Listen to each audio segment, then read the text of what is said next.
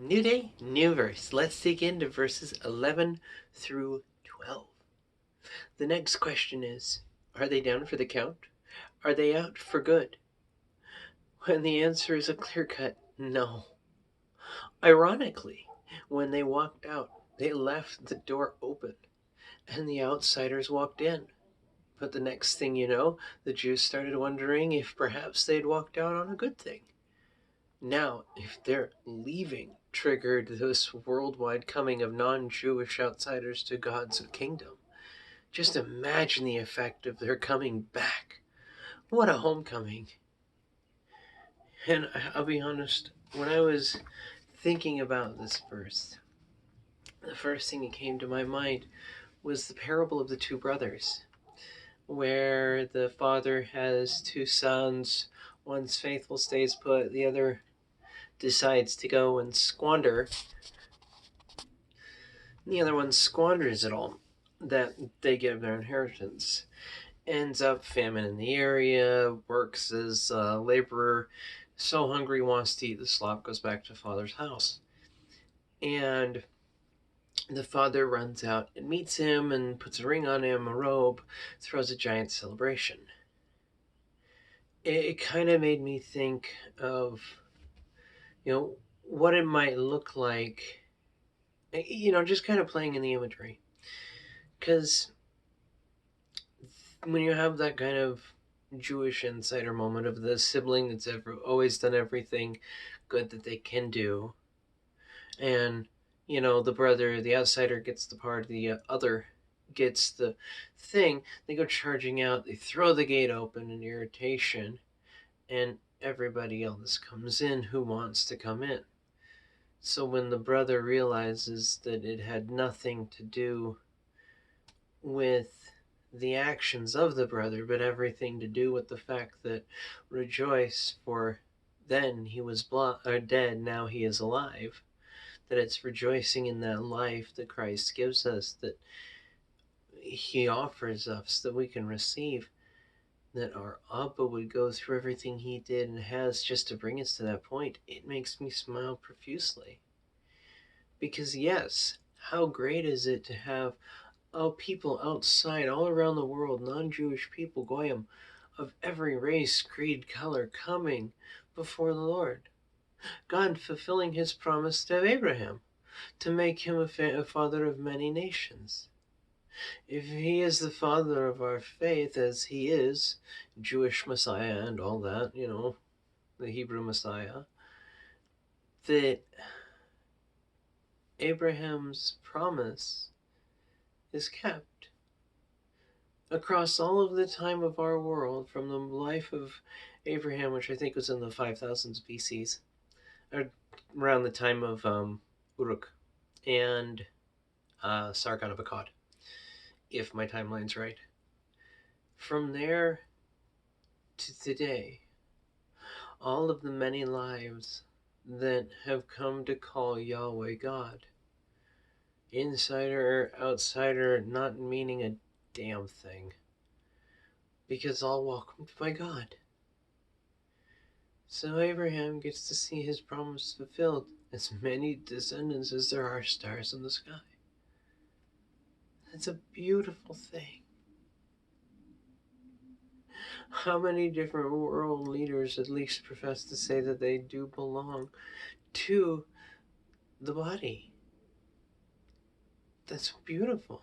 It means we can lift each other up. It means we can hear each other. It means we can take it before the Word and wrestle it out in His peace. Because that's the beauty of getting to meditate on the Word. We get to let it learn us. And it's going to be really, really amazing when we can all enjoy that aspect. And it's been really beautiful to see. There's been a rise, at least from what I've been seeing, of Messianic Jewish conversions lately. And it's just been kind of making me smile. Not because the whole end times thing, that just... It will happen when it does. We'll all know. Pretty much all we need to worry about, as far as I see it, because, only the Father knows the time. But in the sense of being able to dig in, that we can almost see how he brings his people back, how he never abandons any of us. That when we climb to the heights of heaven or dive to the depths of hell, or anywhere in between, God holds us. Well, death, not hell. Anyway, well, even then, God conquered that. So, God's there. You can't escape him. So I guess it comes down to, do we choose to ignore it? Because the very fact that he's there, okay. Do you accept it, refuse it, ignore it? You know, Yahweh God is there. He sent his son to die for you, that you might live with him, in him.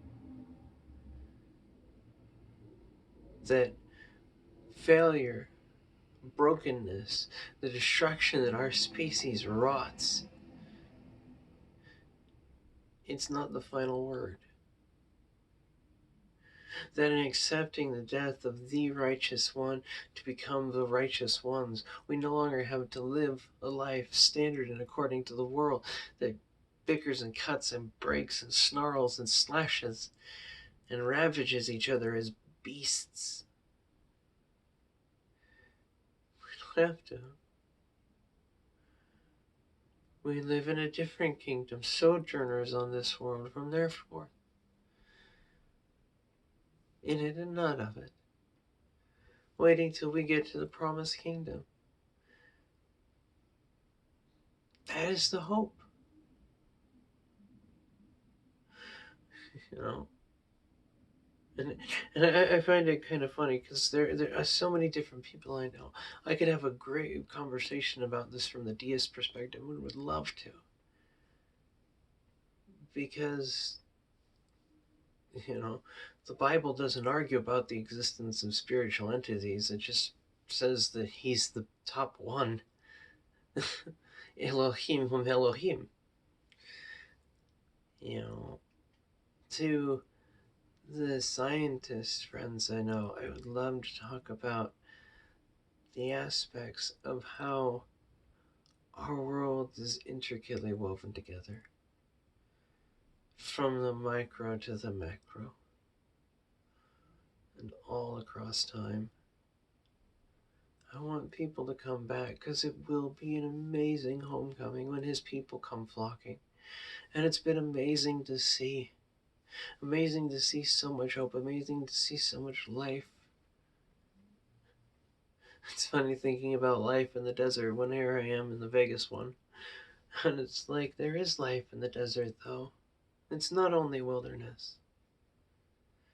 Just follow the pillar of cloud by day or the pillar of fire by night.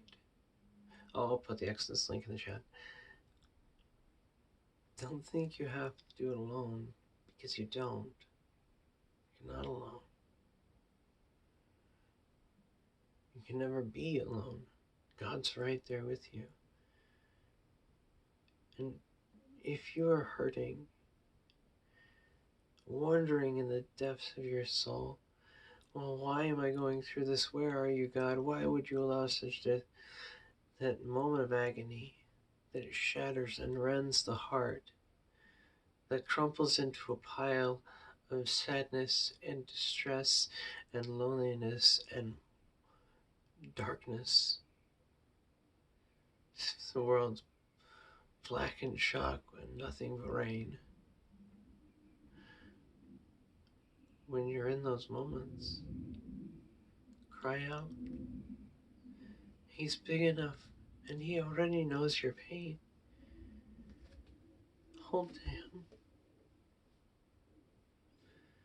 Because when you're in those kind of suffering moments,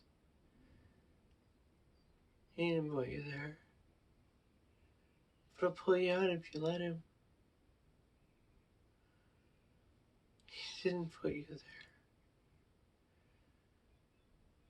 Sometimes we end up there just because that's how free will works. Not our own, even. Sometimes just the will of an asshole or the lack of focus of a friend. So many things. God didn't put you there, though. He'll pull you out if you let him. He'll pull you out of pain. He'll pull you out of heartache. He'll pull you out of depression. He will pull you out of anything and everything you let him. And to let him, you have to hold to him. Like your life depends on it. And then some. Because with him, we can be victorious in moments. Oh, sorry, without him, we can be victorious in moments. With him, we're victorious in everything because he has given us victory. Because we're no longer playing by that fight. We're no longer playing by those rules. We're no longer bound under that suffering. We are no more kept by the law. We are children, and we inherit.